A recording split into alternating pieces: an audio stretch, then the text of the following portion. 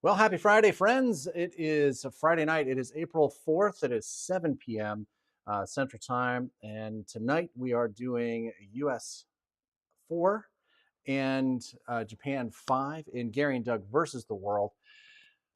It's been a heck of a game so far. We are super excited to have everybody here. We've already got lots of people online so far. Brian Hyde is here, as is his lovely bride, Tracy. Good to see you guys. Brian Conway is here. Mr. Coffee, happy Friday.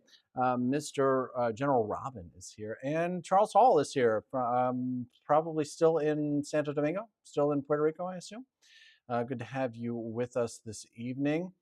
And yes, it's drill weekend for our warrior poet, I believe. So um, let's see how that's going. Charles Micklick is here. Good to see you. First, let me say I wanted to apologize because the other night, what day is today? Today's Friday. So Wednesday night, we did the live stream in the middle of a pretty severe set of storms that were rolling through Memphis. And I had to, I was looking at the radar. I was at my studio, and of course, I don't live in the studio. The studio's at a different place from where my house is downtown, and so I was watching the bands, and I saw that there was a huge blob of red coming. So I ran out the door so that I could get home and batten down the hatches, which needed battening down because we had some roof damage, and so our sunroom turned into a rain room. So there's still quite a bit of uh, there's many buckets and trash cans and coolers set up in that room right now, catching water that is, I'm sure, as we speak, falling from the ceiling.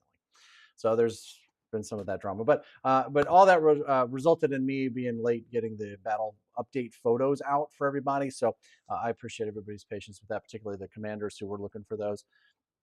But we got those out. It was about noon on Thursday, maybe a little bit later. Uh, but um, but everybody's safe. Everybody's fine, at least in our family. We're hoping everybody out there is safe as well. We've had some big storms that have come through our area. Um, yes, just to our northwest, in northeast Arkansas, they had some really severe tornadoes touch down that I know caused a lot of damage, and so we're certainly have got those folks in our thoughts. But we are focused on war today. Brian Conway, good to see you. Dave Whitfield from the freshly tariffed 10% tariffed Australia. I didn't do it, I promise. I got nothing but love from my friends in Australia, and I would never charge you to send your Vegemite to our country. Though I've tried it and I can't eat it. I'm sorry. I know that it's an acquired taste down there, but I can't do it. But I know, God love the people who enjoy it. But at any rate, we are going to take our quick break and get some more folks online here. We've already got a good crowd forming. Doug is in the wings, and we will be back in just a few moments. Do me a favor and let us know what um, where are you calling from, where are you watching from, and what's the weather where you are? Because it seems to be. I'd like to hear some good news about weather in other parts of the country, or if you're in part of the storm, please let us know that as well. We'd like to commiserate with you on that. So, and we've already, like I said, we already got lots of folks here. So please go ahead and hit that like button for us. If this is your first time here and you are not seeing the chat, that is because you are not a member of Board Game Nation. And if you would like to fix that, we would very much like for you to fix that. Click that join button and select the membership level that is right for you.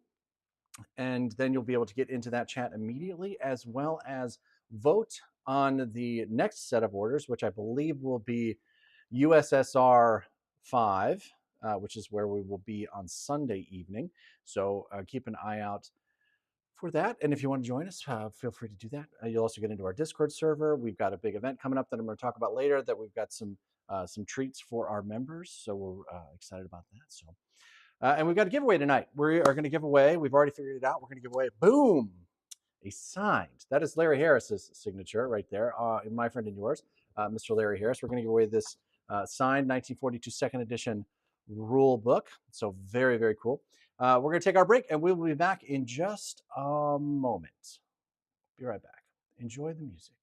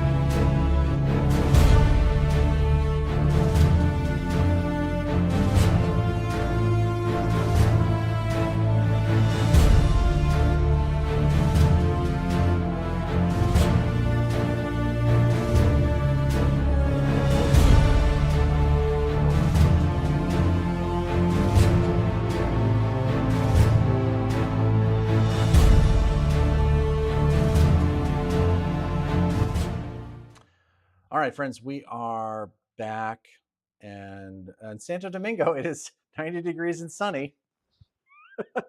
Thank you, Charles. Thank you very much. We appreciate that.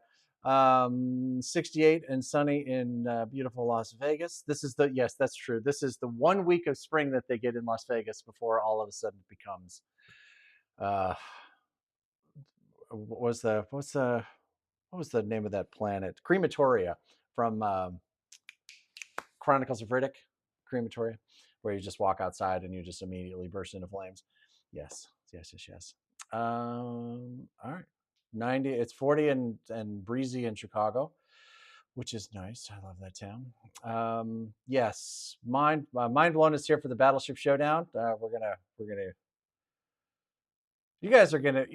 You guys are trying to kill me. I swear to God. I don't know. We'll see how that plays out. We'll get there. All right, let's get Doug back in here and see what happens next here. Doug Thorpe, everybody. Hi, Doug. Hello, everybody. How's it going? The man gets the glockenspiel and the proper entrance. Very, very good. Good to be here.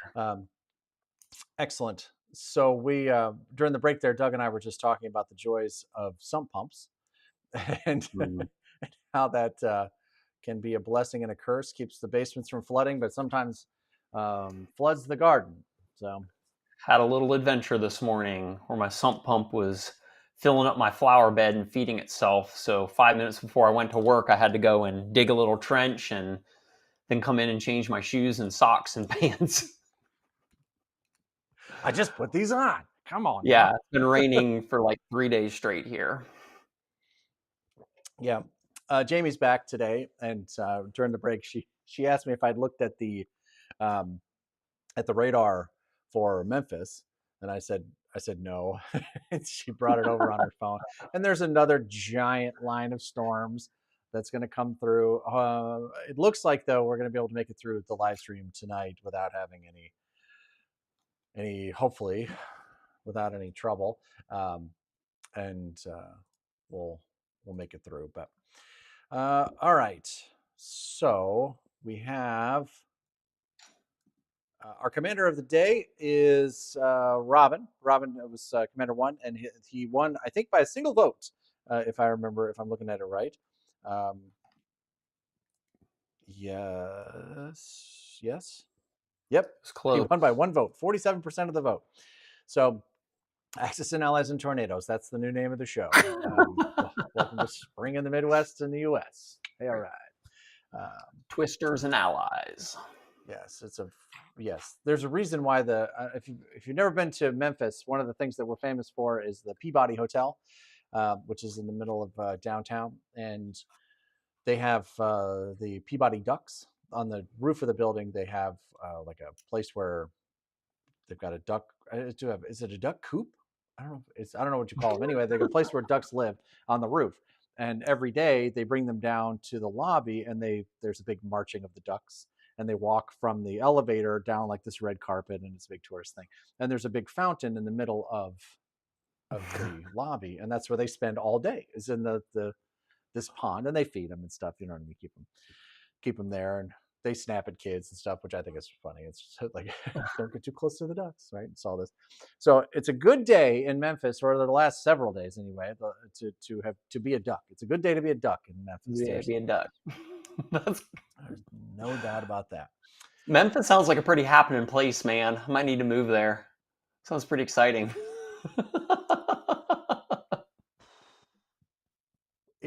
Exciting is a good word. Exciting is a good word to describe Memphis. Jamie has got the best word to describe Memphis, and I think it's absolutely spot on. She refers to Memphis as spicy. Memphis is spicy. Spice can be good, like you know, it's never dull, right? It's always got something going on, and but too much spice gets you burns you a little bit. So I think spicy, is the perfect description for the city of Memphis. So we like it most days, but it has. How long have you been in Memphis? 8 years. One of the longest places we've ever lived. Wow. Normally my average has been about 5 years living in a major city because I worked in casinos for so long. To move up in the casino business, you have to move around. Mm. And so I worked in cruise ships out of Florida. I worked in Indiana on a riverboat there, and then I was in Omaha, and then Iowa, and then Chicago, um, and then back in Cincinnati, and then before that we moved here. So so yeah, so you end up moving around a lot, Got it. and the average was 4 or 5 years in each city. But I've been out of that business now for, well, I guess about 7 or 8 years, and so we just haven't needed to move. So here we are, which is cool. Nice. I opened the Horseshoe in Council Bluffs. Dave asked which casino I worked at in Iowa.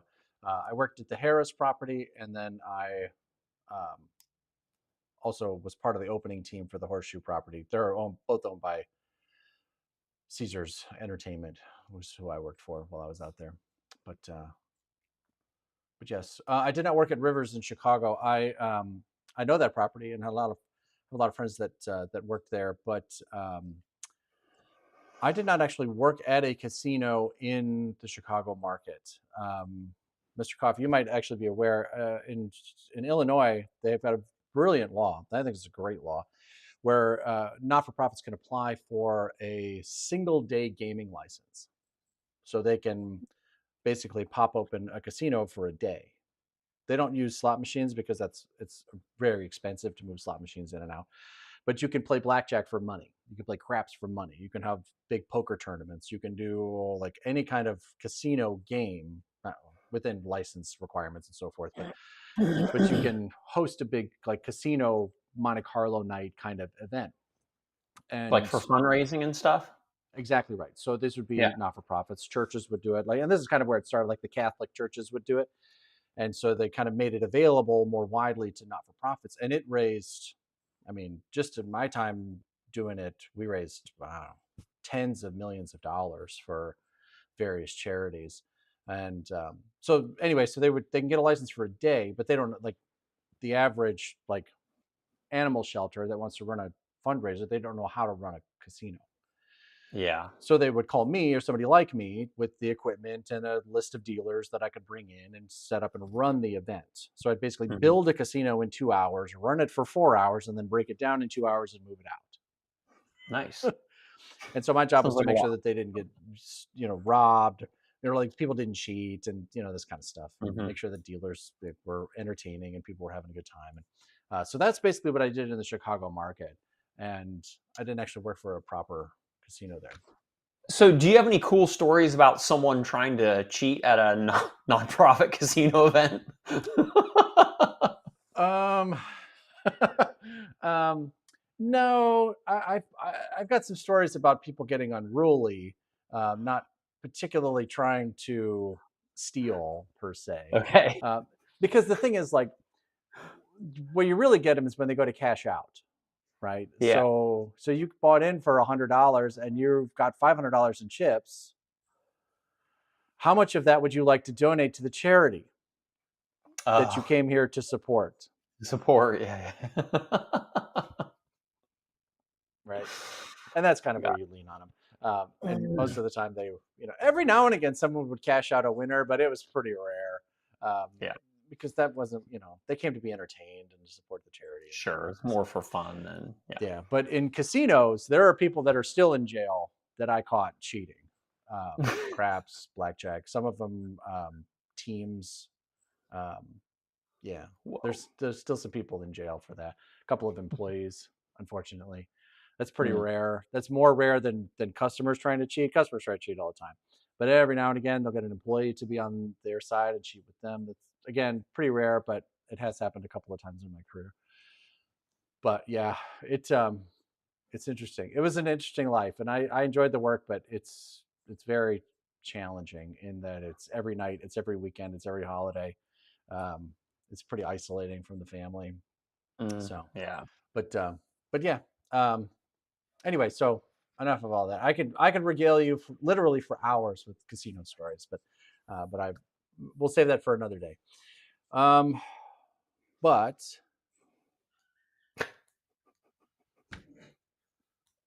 Robin, Jesus, I can Mary, see and it. It's in Joseph. my shot. Where is it? There it is. It's right Do you there. need Yeah. a fix or something? I was like, geez, bro. Like, I know what you're getting for Christmas. Let me just, I'll find you a copy of this damn game. Yes, that's right. No one was going to be cheating at the Battlefront in Dayton. That is true. Right. Thank you for that perfect segue, mind blowing. Very, very nice job. You will see the crawl on the bottom. We are hosting our very first event, BGN Battlefront Dayton, November 7th, 8th, and 9th. I just sent an email with the final round of questions about the contract and to try to nail all of that down with the hotel. And once we have all of that, then we'll get to flyers, and we've got some really interesting sponsors that are going to come and help with some of the.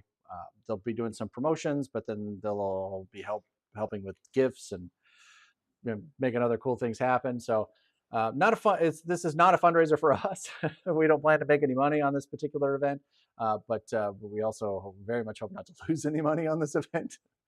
But it should be fun. We're looking forward to it. It's going to be 3 days. We're going to play Axis and Allies. We're going to play 1942 Second Edition. We're going to play Anniversary, and we're going to play Global. All three of those will be qualifiers for Gen Con 2026.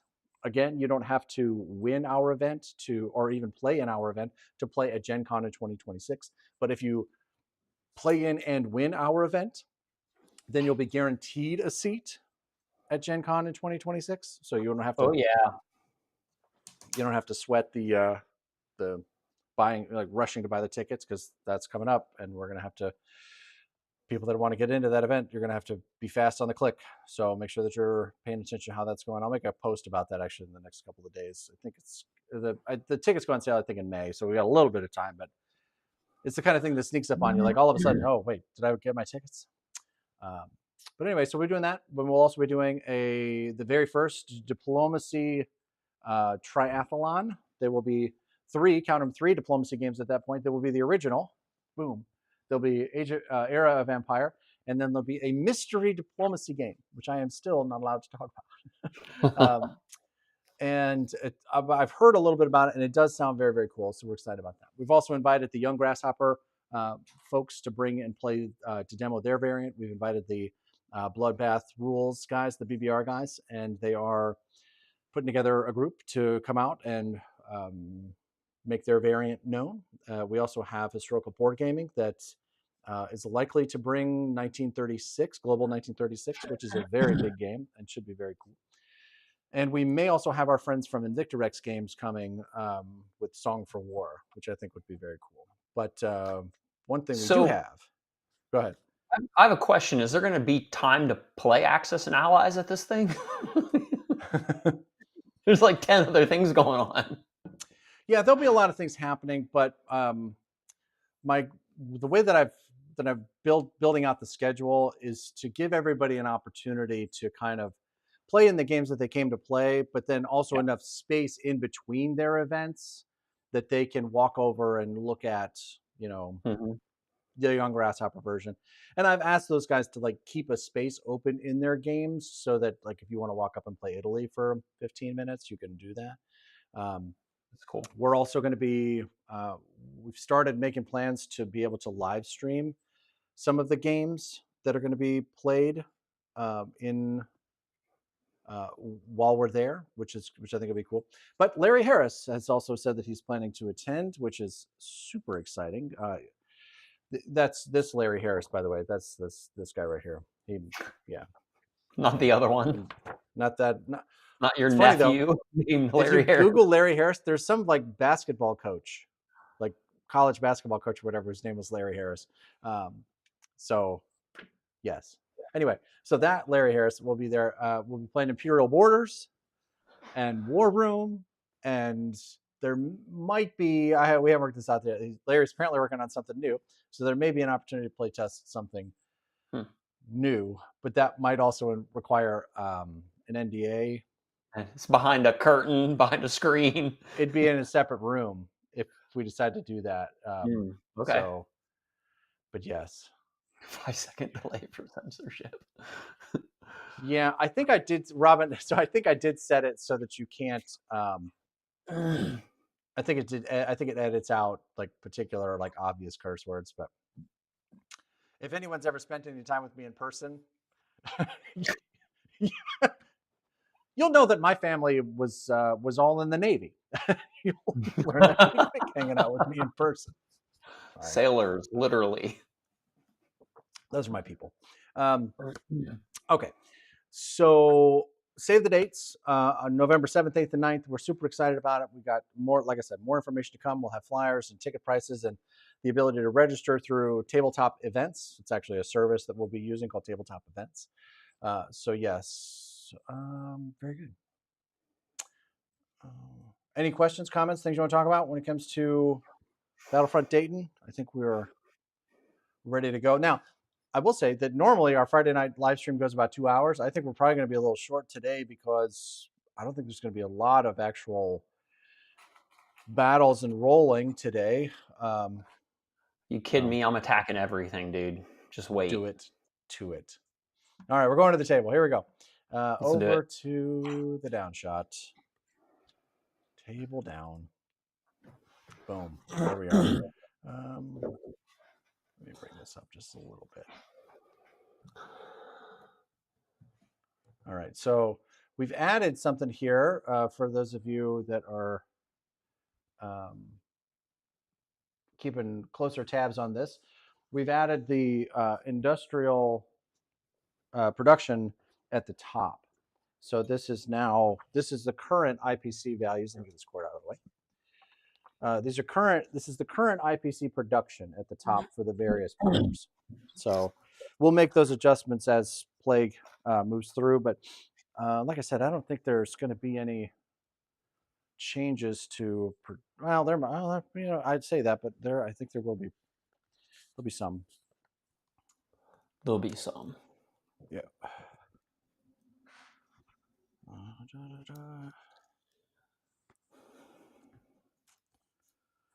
All right, Commander number 1. What have you got on deck for us here? Okay, so purchase for Commander number 1 is 1 infantry, 1 tank, 2 fighters, and a new shiny bomber. I mean, if you like that kind of thing, I guess that's okay. All right. Transport from. So we're sending 1 transport from C Zone 9 with an infantry and an artillery on it.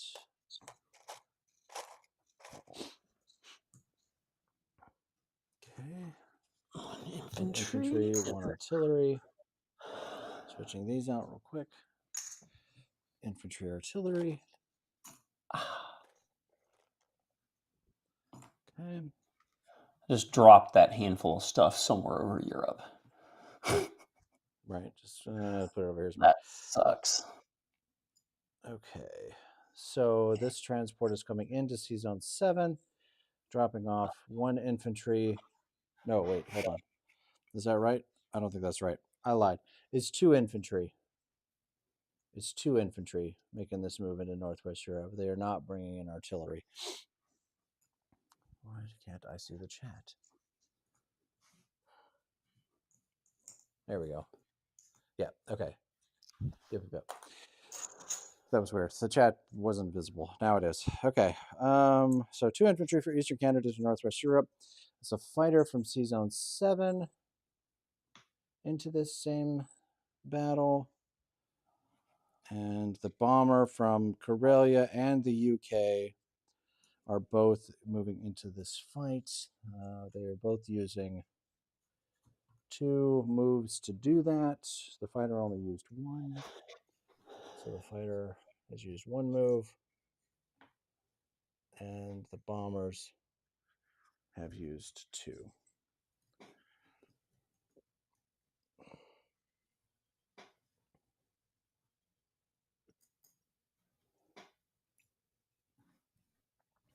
Okay. So there's no offshore silliness that goes with that. Fair enough. Okay. And the sub moves from 46 into 38. You cheeky. All right. So I believe that's all of the U.S.'s combat. I like Robin's little comment here. Only 5% to win in Season 38, but with Gary rolling, they might win. You ain't funny. You ain't funny. Nobody's laughing. I say as I laugh. Oh, man. Okay. We have to do Northwest Europe first. So here we go. Here are your 2 infantry firing in Northwest Europe. That's where we are. Nothing. You have your fighter hits and 2 bombers. Everybody dies, and the Italians fire back. Just like you did. Oh, no roll, 1 die outside. So there's 1 miss and 2 misses. 2 misses. Fantastic. We're off to a great start. I like it. Okay. So the Italians fall. The Americans pick up Northwest Europe.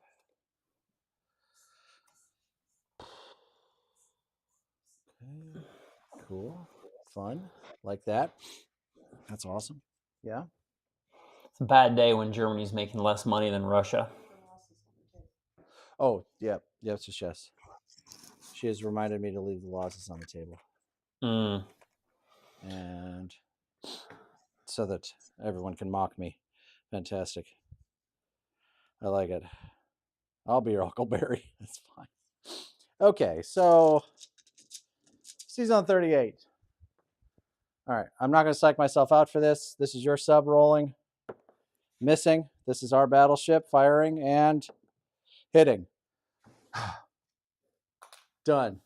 Easy. My blood pressure can come back down now. I'm sorry to disappoint you that wanted to see my soul leave my body. I know how you are. Oh, I got to put that back. Hold on, let me get that. All right. Oh, let's put that. Don't forget to leave the losses out there. Yeah. Leave the losses out on the map there. That's right.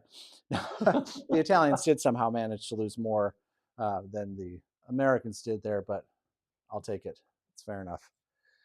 Okay. It's pretty big time. All right. So the Italians lose 7 IPCs this time, and the Americans lose 6.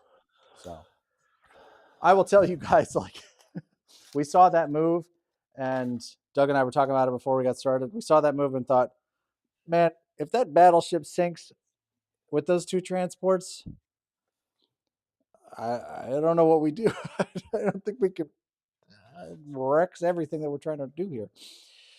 So it was absolutely worth the shot. Worth it. Should have put my carrier there for other reasons. Yeah. Okay. So non-combat. Here we go. I apologize that was that. I know you guys really wanted to see that battleship sink, or at least take a single hit or something. I did not. I got nothing but love for you guys, but like, you guys stressed me out. Okay. So fighter from Northwest Europe.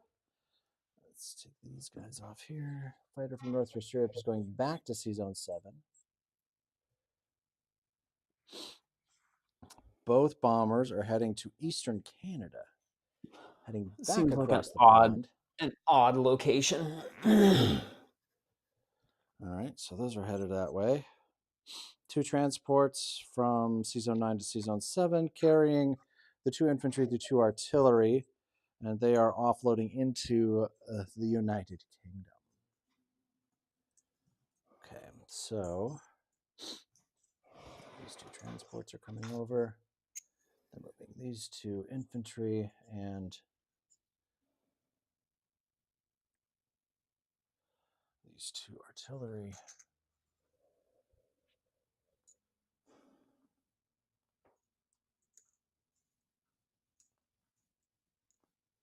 Okay, there's that. Oh, that's interesting. Okay, and 2 fighters from. Oh no, okay. This last transport is coming into Sea Zone 7 with the 2 UK infantry. The UK infantry don't unload until the UK's turn. Just something to keep in mind. So those guys are still on this transport. Okay. Over to the Pacific. The 2 fighters from the carrier are moving into Hawaii, making 4 fighters there. And that, I believe, is that.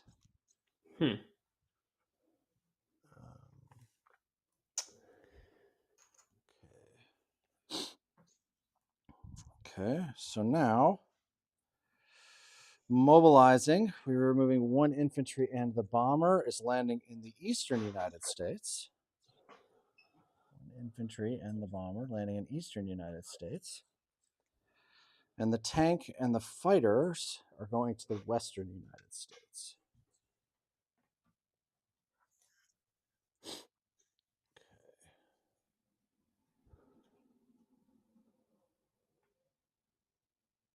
Okay.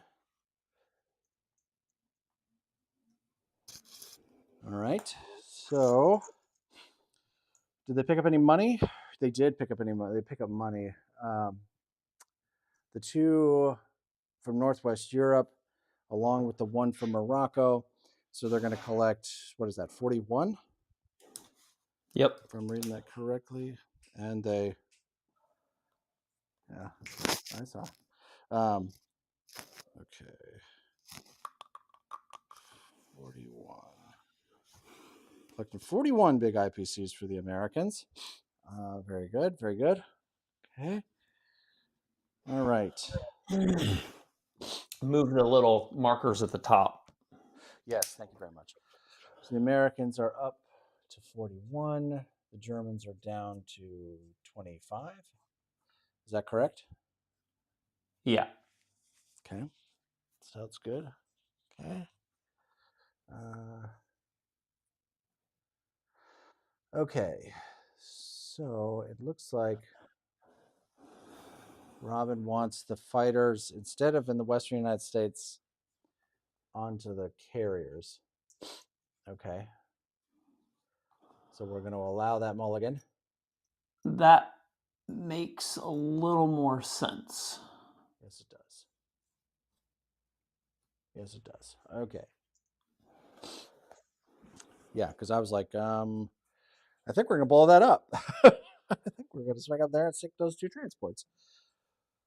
Thank you for that. Okay. All right. So end of US 4. That takes us to the end of round 4. And quick VC count. We are now tied up 2, 4, 6, 8, 9, 9 to 9 for each power. And IPC count, the Axis are generating 25 and 42, 67. Plus the Italians with another 13. So 67 and 13 is 80. And the Allies are generating 41 plus 33. 41 plus 33, 74. Plus another 26 is 90. So the Allies are currently in the lead with the IPC count and with a tie in the Victory City count. So that is the end of round 4.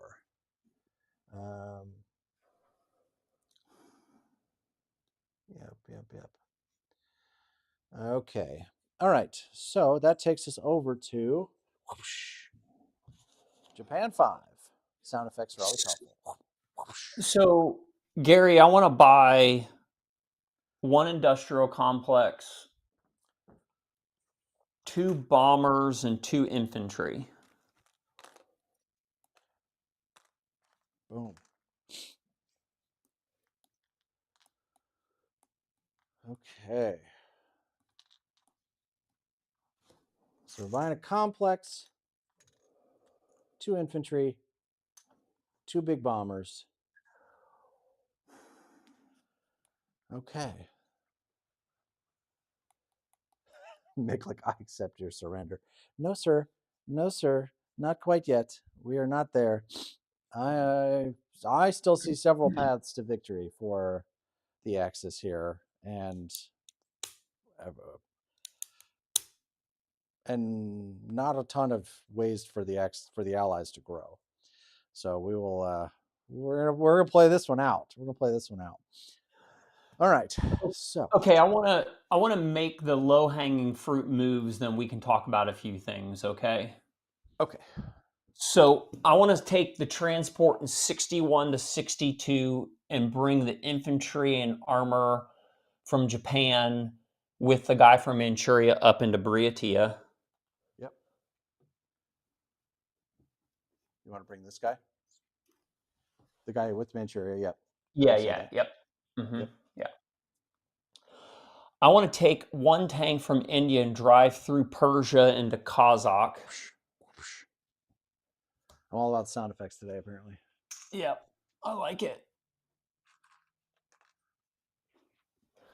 Okay. Um, Oh no. This game actually comes with surprisingly few Japanese roundels. Japanese roundels. You, Okay. Keep I talking. find I'm it gonna grab some.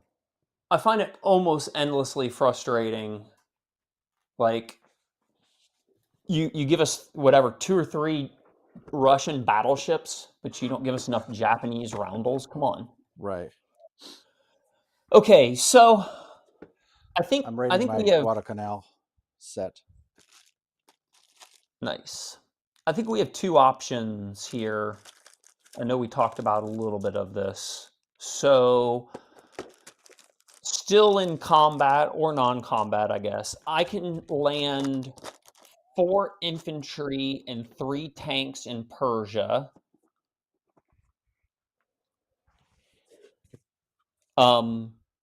So the infantry and tank from the 2 sets of infantry and tanks from the East Indies, 2 guys from Burma, and the remaining tank in Calcutta, all into Persia. Um,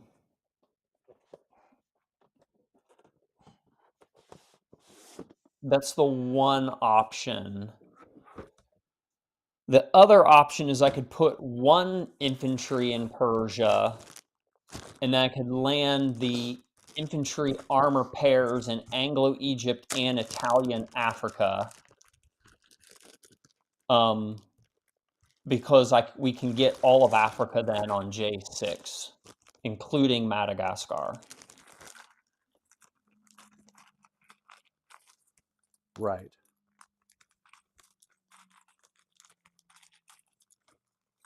Okay.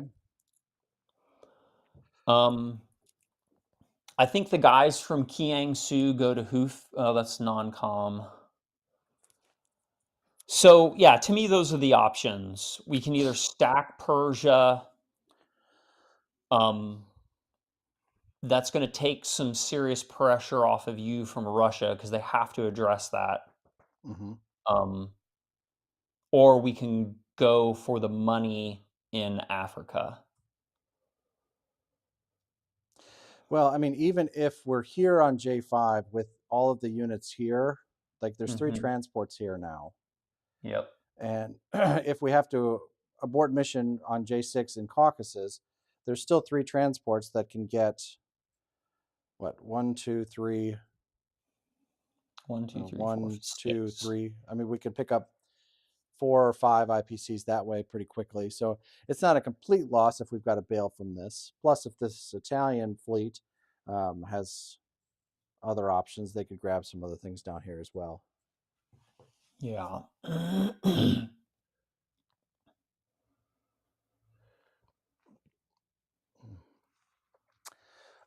Crate, the answer to your question is Imperial Borders is set to fulfill its Kickstarter in June, early July. So they will almost certainly have copies at Gen Con.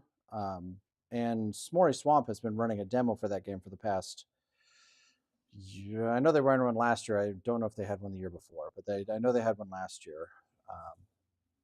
So it should be available there. If not to purchase, at least you'll be able to get a look at it and see if you want to order a copy or not. It's not a cheap game, but it is an incredibly beautiful game, and it's going to be a lot of fun. So I'm looking forward to it. I am of the opinion that the more Russian units are coming this way, the fewer Russian units are coming towards Germany. Yeah, I like the land in Persia. Let's do that. That's what I was already moving out on my board. Yep, fortune So favors the bold. So 2 infantry pick up in Season 37 Burma, 2 infantry to Persia, the 2 pickups in East Indies 38 to 34, and then the tank from India to Persia. So it gives me 4 infantry and 3 tanks in Persia.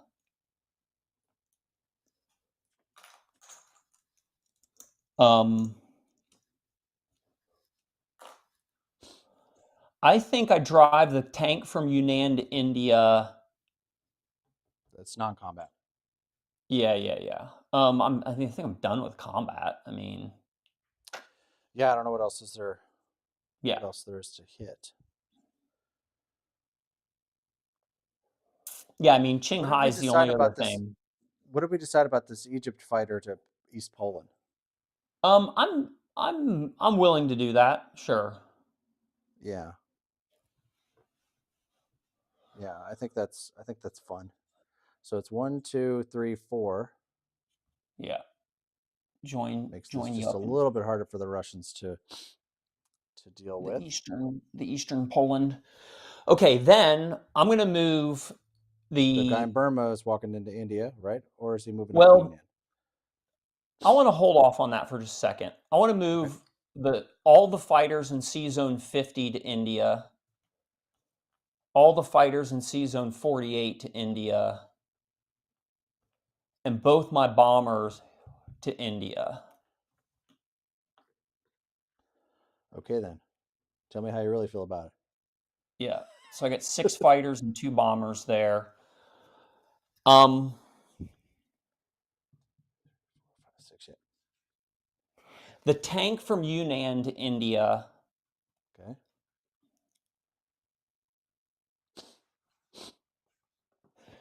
So I think the guys from Kiangsu to Hufei. I don't know what good the guy in Burma does in India. We could move him to Yunnan. I'm cool with that.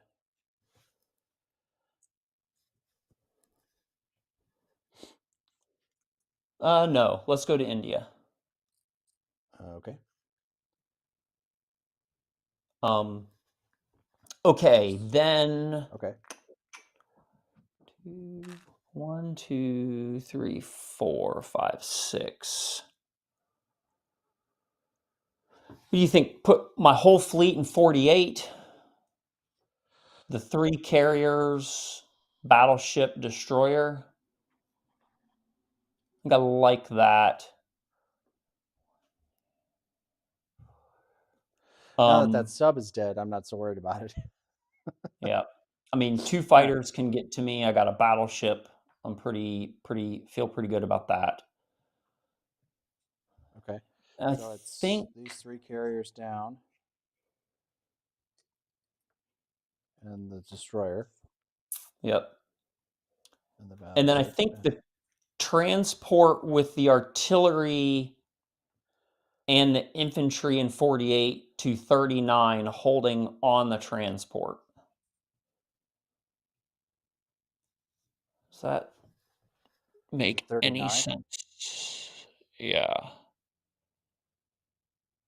Oh, no, I think they have to go to 35. Yeah,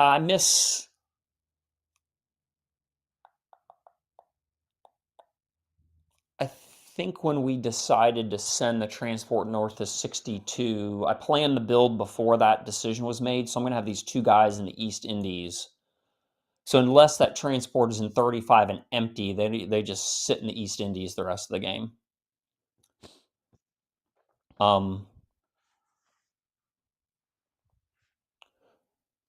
I mean, 39 can go New Zealand, it can go Philippines, it can go Madagascar, and it can go India. Can also go Australia.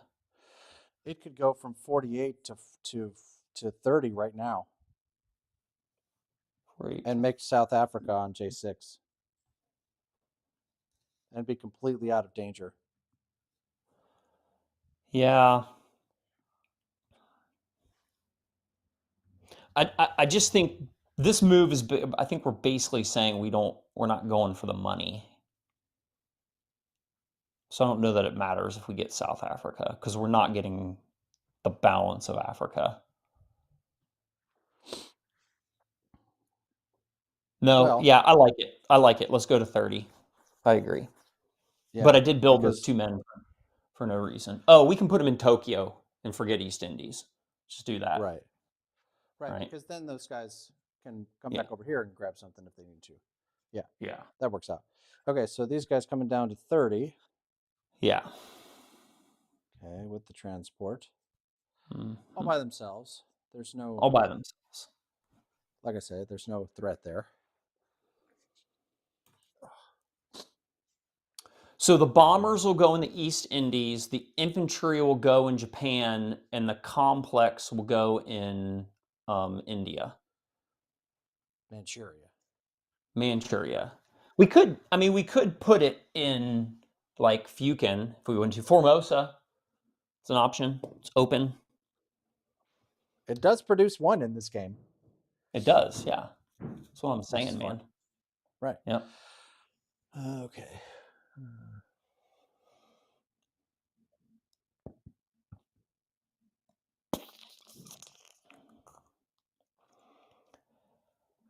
All right.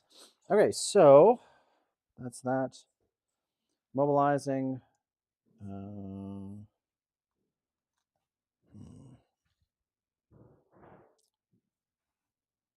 Yeah, I do like this Season 30 space. There's a lot more Yeah. options there than one would think. Yeah. Hell, you could retake Egypt from there. Not that we're going to lose Egypt, but I'm just saying, like, that's a lot more versatile than I was thinking about beforehand. All right, so complex. India, 2 bombers. East Indies, Skadoosh, which I now have a marker for. Stolen from spring 1942 version of the game, by the way. And then 2 infantry up here in Tokyo.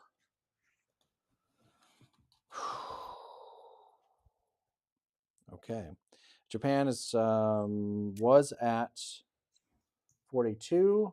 They went up 3 to 45.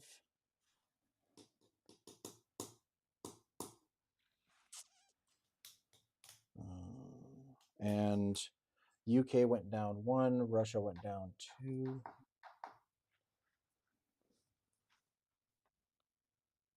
Okay.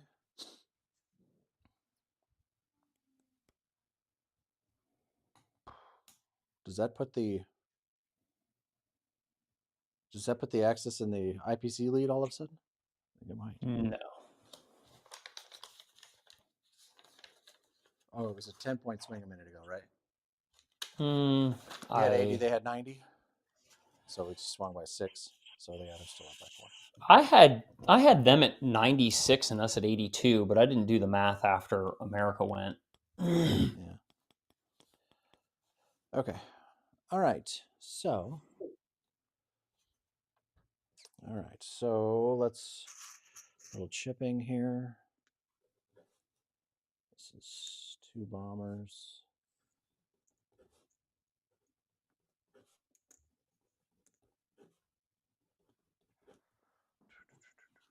And this is 3 tanks. 3.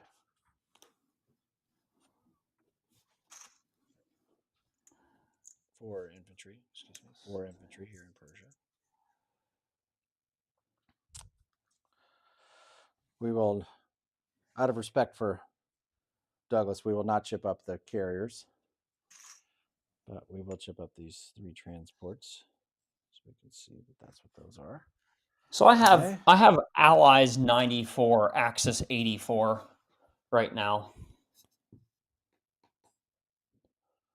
Okay, I've got Japan making 45. I don't have a calculator in front of me, and I'm afraid I've been out of the casino business too long to be able to add this up in my head. So Japan is at 45. The Americans are at 41. UK is at 32. Germany is at 25.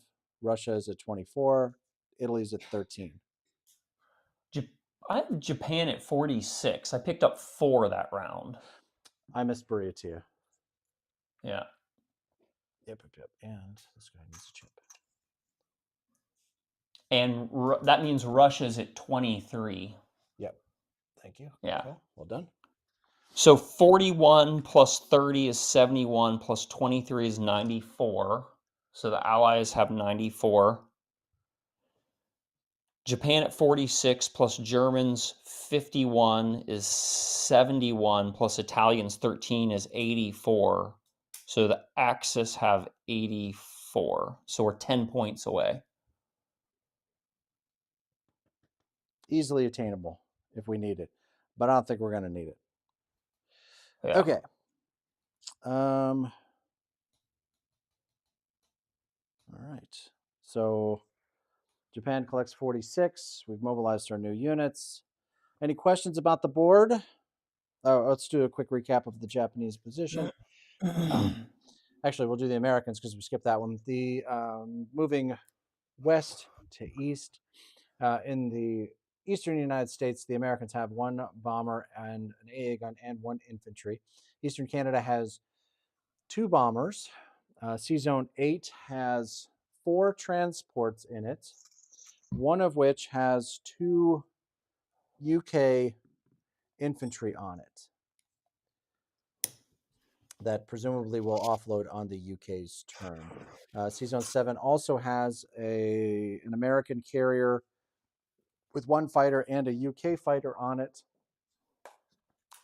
The UK also has a carrier with 2 fighters, 1 fighter on the American carrier, and a destroyer of their own, along, of course, with their 2 infantry. The United Kingdom has 3 UK infantry, 2 artillery, 2 American infantry, 2 artillery, and an AA gun. Northwest Europe has 2 American infantry in it. Norway has 1 UK tank. C-Zone 5 has 3 transports, a carrier, 1 fighter, a destroyer, a cruiser, and a battleship. Poland has an infantry and artillery. Baltic States has 3 artillery and 2 infantry that belong to the United Kingdom. East Poland has 1 infantry, 1 tank belonging to the Germans, an AA gun that belongs to the Germans, and a Japanese fighter. Ukraine has 1 German infantry in it, moving now into the Japanese forces. Persia has 3 tanks, 4 infantry. Kazakh has 1 tank in it. C-Zone 34 has a battleship with 3 transports. India has 6 fighters, 1 infantry, 1 tank, and 2 bombers. East Indies has 2 bombers in it. Hubei has 2 infantry in it. Buryatia has 2 infantry and a tank. C-Zone 62 has 1 transport. Tokyo has 2 infantry and an AA gun. C-Zone 48 has a battleship, 3 empty carriers, and 1 destroyer. Australia has 3 infantry and an AA gun. Back Wake Island and Iwo Jima both have 1 infantry on them. New Zealand still has 1 dude hanging out in the Shire, counting his lucky stars because he can see that the IGN fleet right there, and he is apparently going to live to fight another day. The Americans in Honolulu have 4 fighters and 4 infantry. C-Zone 56 has 2 destroyers, a battleship, a carrier, 2 fighters, and 2 transports. The Western United States has 3 infantry, a tank, and an AA gun. Any questions or corrections to how that worked out?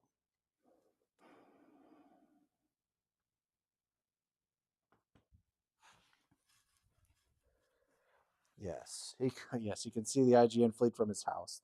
That's right, him and Palin. Okay, so it sounds like everybody's cool with how the board looks at the moment.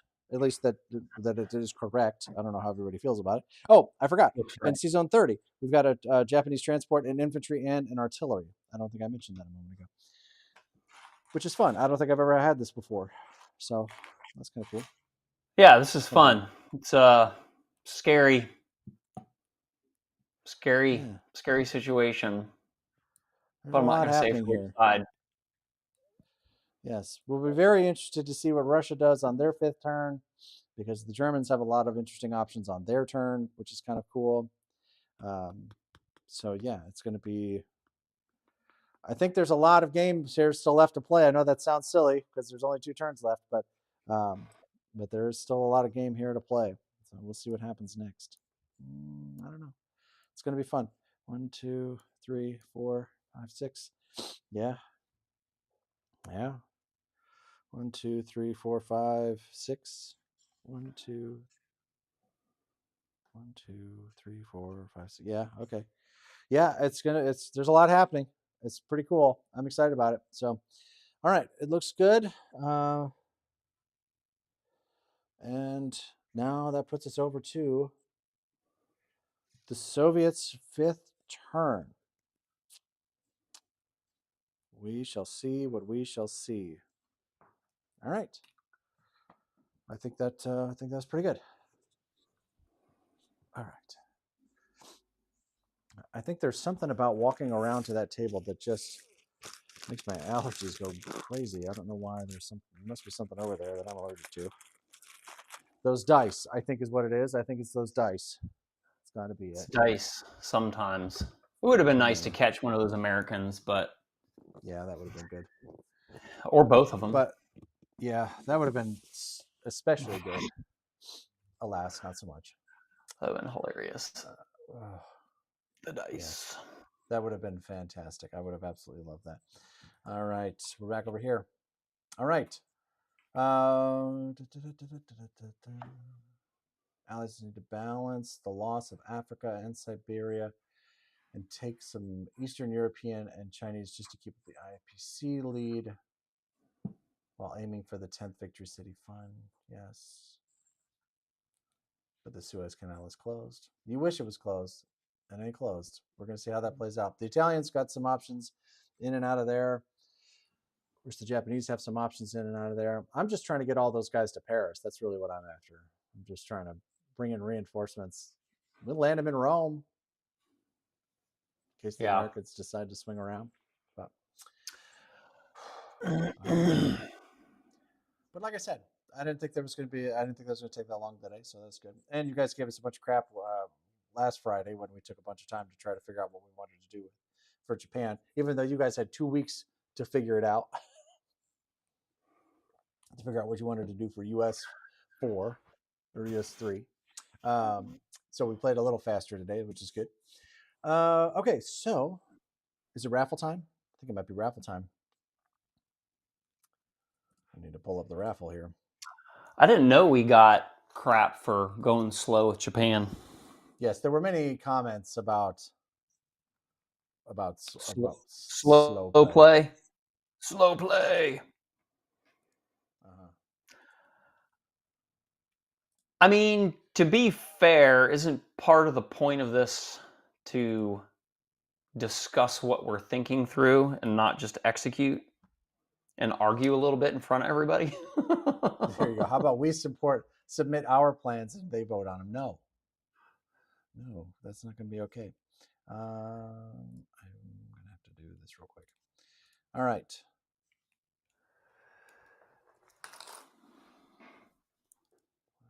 Roster.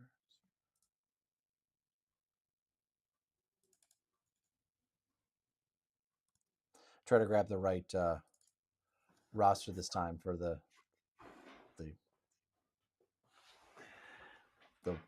players. Okay. So we did agree that the best way to do this was to have it be only folks that have been members for a month. Let's see.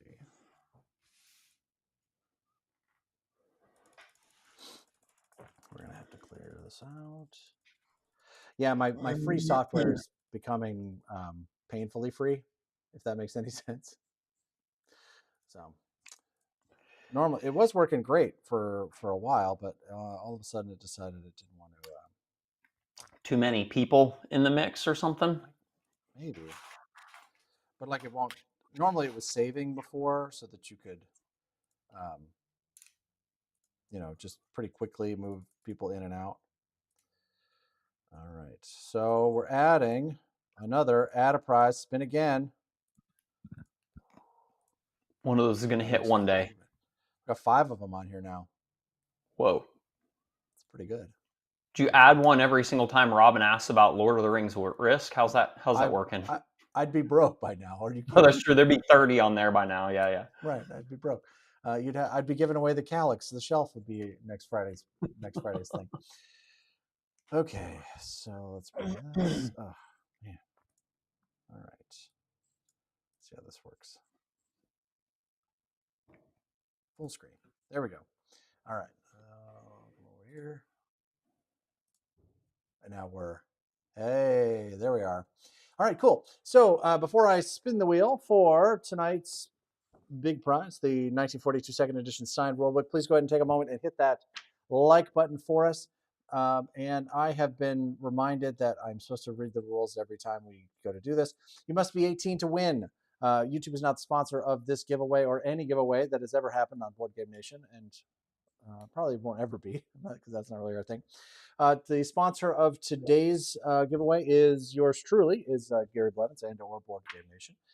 And winners will need to contact me within 2 weeks to claim the prize. And to win, you must be a member for at least 1 month, so that we can make sure that folks are actual paying members. We love the gift members. We'd love to have you guys here, and we appreciate all the gift memberships that have been given away. That's fantastic. But we had a bunch of them winning, which is cool, but then they wouldn't follow up and like claim the prizes. So we still have prizes that we're still needing to give away. So I think that is all of the rules. And so now we've got, I kind of feel like you're trying to hypnotize us here. You got this weird spinny thing going on. You're like saying stuff. It's fading to the background. It's like we're all going to be giving you our credit card numbers here in a minute or something. I like where your head's at. Or maybe you could at least hypnotize them for Russia's moves. Exactly. Here we go. Big spin. 1942 second edition rulebook, signed by the man himself, Mr. Larry Harris. Who's it going to? It's going to Bob Gibbs. Bob Gibbs. Let's hear it for Bob. Congratulations, Bob. Excellent. All right, Bob, you know what to do. You've got to reach us within the next 2 weeks, either through our Discord server, which my lovely bride will drop into the chat now. And if you're not on Discord, that's perfectly fine too. Please reach out to us through the Facebook page. That is also acceptable. You can find us there. So congrats to Bob. What about Bob? He just won the 1942 second edition rulebook, signed by the man himself, Mr. Larry Harris. That's fantastic. So excellent. And that is our drawing for today. We do have a new sponsor coming in next week. I think we are going to have some more prizes from Historical Board Game. We just don't have them yet. And we will also have prizes from a new company that reached out to us that wanted to give us prizes, which I'm all big fan of. They are Dice Nest, and they make custom shiny dice for usually for role play games. So they've got like D4s and D10s and D8s and D20s and stuff. But they're very cool, and they're going to send us some sets of those. In fact, I just got the UPS shipping notification, so they should be along next week. So we'll have some of those to give away. And I think they're probably also going to sponsor the event in Dayton. So we're excited to have them on board as a sponsor. Yes, I very much like HBG Miniatures as well. Doug Friend over there is fantastic. We've got a link here that will take you there. but I am going to give you a different one. Jamie apparently does not have the um, save. We have an affiliate link for that will actually allow you to also support the channel, which we like. We support. There we go. Here it comes. Boom, boom. Historical board gaming. Affiliate number 10. We're affiliate number 10, apparently, with the historical board gaming. So if you decide to go over there and do some shopping, please follow that link right there, and we get a small commission for that.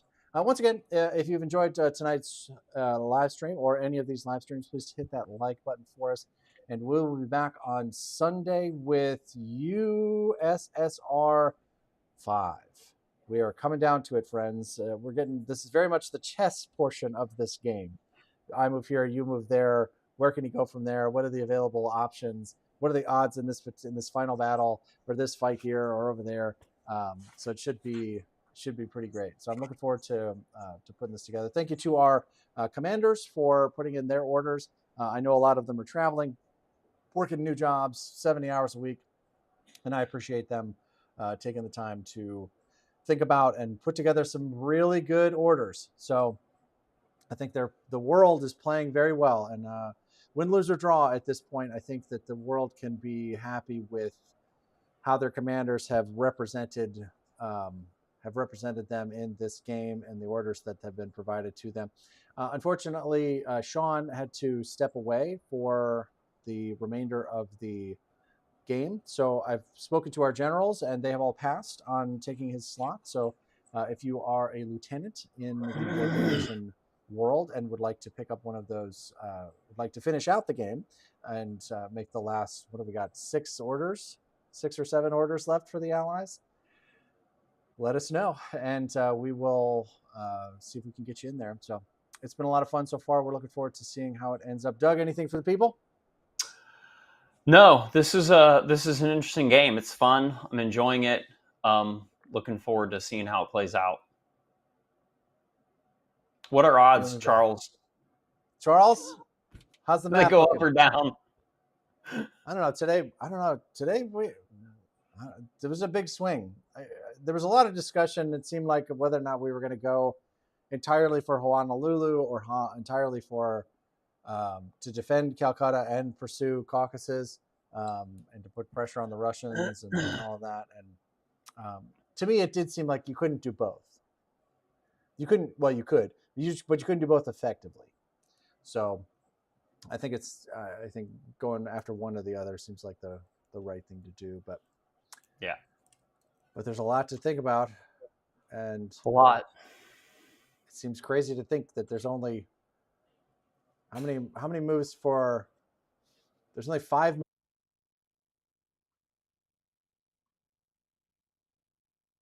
Hi, everybody. We are back. We had a power fluctuation and lost internet. We apologize for that. And we've also apparently lost Doug. As you can see, guest 1 is missing. We'll go ahead and bring us back to here. Thankfully, we got through the meat of the show, and we apologize for that little blip there at the end. I'll be very interested to see how this how that blip turns out in the final live stream video. So we'll see what that ends up looking like. But thank you to the commanders for getting their orders in.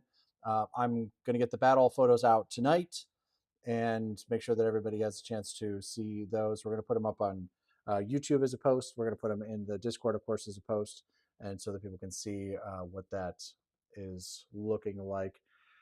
All right. I appreciate your time and patience as we manage these storms. Thank you, of course, to Doug Thorpe, and we will see you Sunday evening at 7 o'clock. Good night, everybody.